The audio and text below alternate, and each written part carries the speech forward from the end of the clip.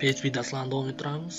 Demak, bugungi darsimizda PHP fayllarni bir-biriga ulab sahifa hosil qilishni ko'rishamiz. Mana index PHP bor papkanda, papka nomli papka ham bor. Bunga kiraman. Buning ichida sahifa nomli PHP bor, sahifa nomli text fayl bor. Endi index ochamiz. PHP fayllarni bir-biriga ulashda bir qancha funksiyalar bor. Ulardan include funksiyasi,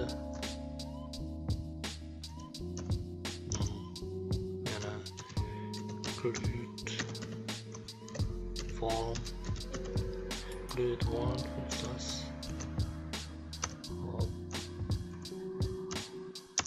require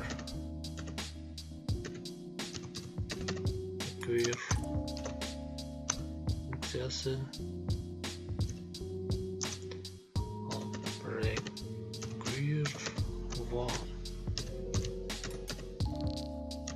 kabi funksiyalar bor. Endi bu funksiyalar qanday qo'llanishini ko'rib chiqamiz. Endi keling bularni hozircha kommentga keltiramiz. Dastlab avval include ko'rib chiqamiz.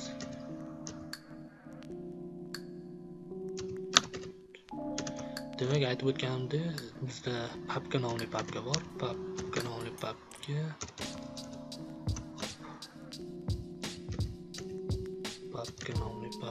va uning ichida sahifa nomli PHP bor.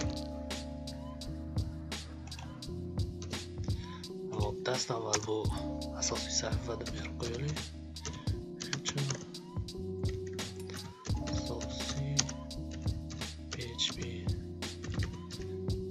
sahifa bu. Asosiy PHP sahifa bo'lsin. Sahifa PHP'mizga ham biror narsa yozib qo'yaylik. Ko'rsatib chiqqanini bilish uchun. Sahifa ulangan PHP. Sahifaga ulangan PHP deylik. Hop. Buni yaxshiroq ko'rinish uchun bunday qilamiz. Hop. Include papka nomi qayerda bo'lsa, mana shu PHP fayl o'shanga silka berib qo'ydik nomga. Buni saqlayman va brauzerda ko'rib chiqamiz. Hop. Mana asosiy PHP va sahifaga ulangan PHP so'zlari chiqdi. Indeksimizda sahifaga ulangan PHP degan so'zni o'zi yo'q, lekin mana sahifaning ichida shu so'z bor, shu chiqdi mana. Masalan, tekstoviy dokumentda ham shu tarzda ulash mumkin. Masalan, sahifa tekst dokumentimiz ham bordi. Unda nima bo'ladi? Uni ham shunday chiqaraveradi. Mana ulangan text fayl ichida shunday so'z bor edi. Hop, PHP ga o'zgartirib qo'yamiz. Mana endi include one nima vazifani bajaradi? Bu ham shunday chiqaradi.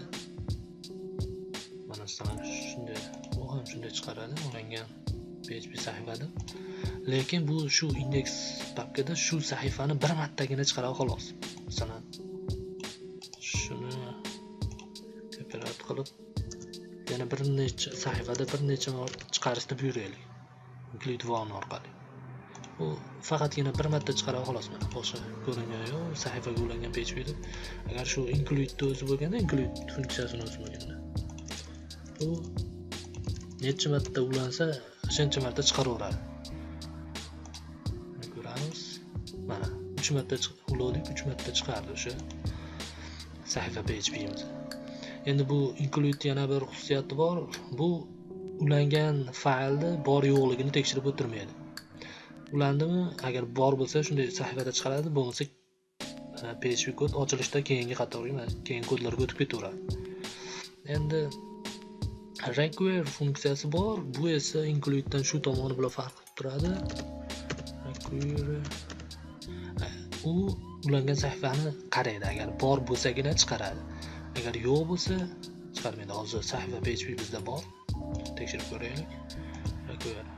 Mana hech qanday o'zgarish bo'lgani yo'q, chunki chiqaryapti. Agar mana sahifa 2 degan PHP bizda yo'q. Buni endi sahifa shu yerda uzilib qoladi. Mana shu uzilib qoldi. Yo'q, oqar shu ko'rinmay qoldi. Asosiy PHP'miz ko'rinyapti, lekin mana bundan oldin edi. Mana bundan buyog'iga o'tmaydi. Shu yerda kod to'xtaydi sahifa ochilishda. Agar shuni o'rniga include o'zi bo'lganda,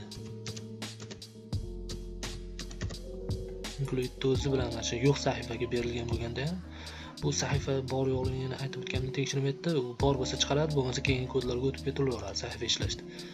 Hozir ko'ramiz. Mana 2 martagina chiqdi xolos, chunki 2 marta to'g'ri berilgan. Narsa yo'q edi.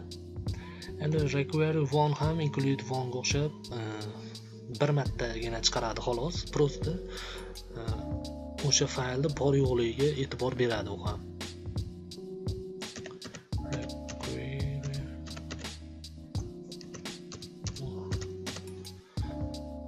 Bor yo'qligiga e'tibor beradi. Hop, next qilaylik. Hozircha bular kerak emas. Bu ham bir martagina chiqaradi xolos.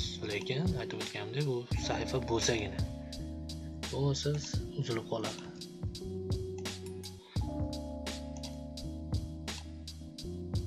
Mana bittagina chiqdi xolos, chunki require one berilgan. Menimcha farqlar tushunarli. Masalan, qanday ishlatishimiz, qaysini qayerga ishlatishni o'zingiz menimcha o'ylab ko'rdingiz. Chunki masalan, ulangan fayl ko'p ham muhim narsa bo'lmasa, masalan, oddiy narsa bo'lsa, uni include orqali berib qo'ysangiz bo'laveradi. Bodo u sahifa yo'q, ishlamay qolsa ham masalan, sahifa shunday xatolik chiqib turolmaydi. Shu ulangan sahifani tashlab boshqa sahifalarga o'tib ketaveramiz. Boshqa kodlar. Endi require eng muhim narsalarda ulaganda foydalanish sayt xavfsizligini ancha ta'minlaydigan narsa bu. Joy-joyida ishlatgan menimcha ma'qul. O'zingiz ham menimcha farqlardan kelib chiqib, saytingizda optimallashtirishingiz mumkin, ishlatishingiz mumkin. Bugungi shular menimcha tushunarli bo'ldi deb o'ylayman. Ko'rishguncha xayr.